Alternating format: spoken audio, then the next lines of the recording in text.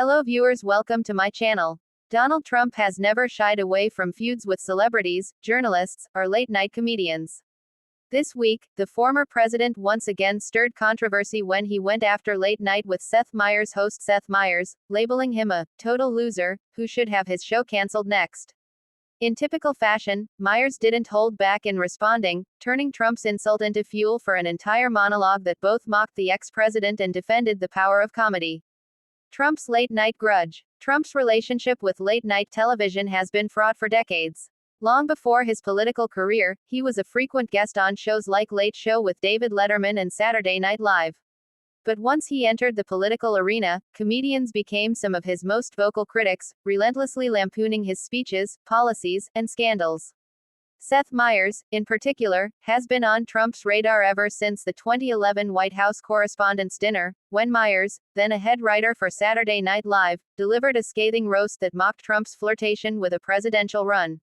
Many political observers have speculated that Trump never forgot the humiliation of that night. Now, more than a decade later, the grudge continues. In a recent post on his social media platform, Trump lashed out at Meyers, calling him a total loser, no talent, and terrible ratings, before suggesting NBC should cut their losses and cancel his show. Meyers turns insult into punchline. Meyers wasted no time addressing Trump's attack during his opening monologue. Rather than brushing it off, he leaned into the insult, treating it like fresh material dropped right in his lap. "Trump called me a total loser," Meyers said with a grin.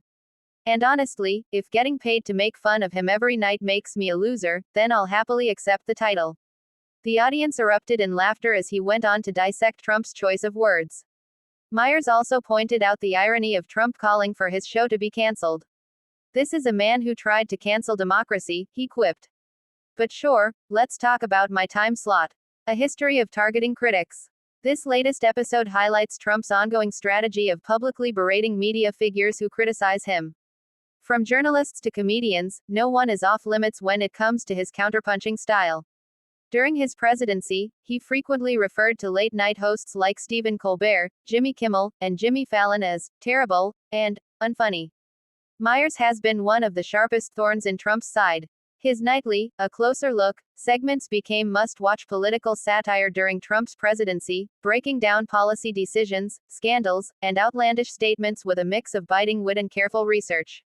While Trump dismissed Meyers as irrelevant, his critiques often went viral, resonating with audiences who saw comedy as a necessary antidote to political chaos. Fans rally behind Meyers. After Trump's attack, Meyers fans flooded social media with messages of support.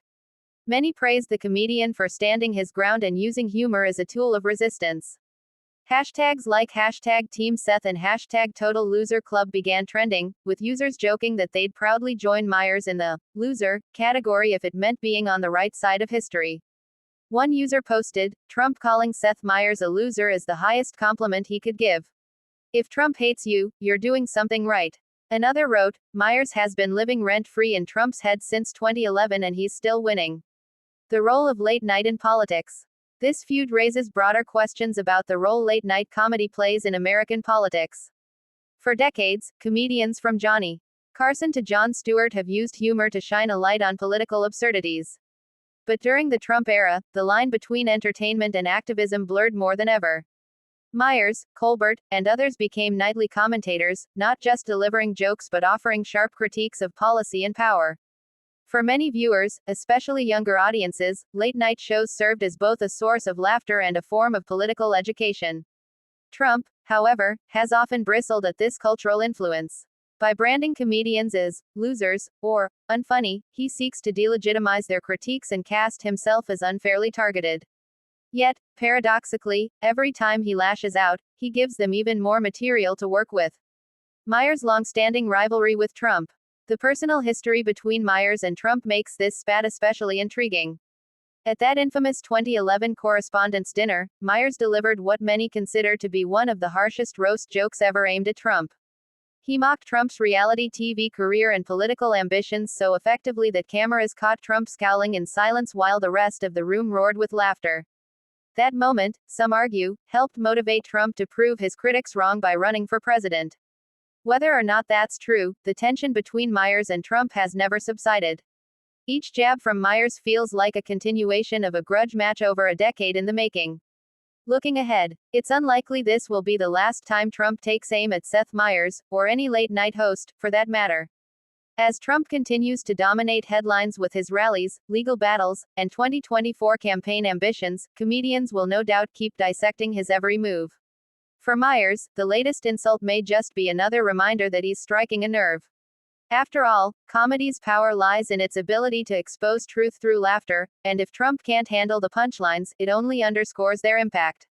As Meyers told his audience with a smirk, Trump says I should lose my show. But honestly, if he's watching Late Night with Seth Meyers, then I've already won.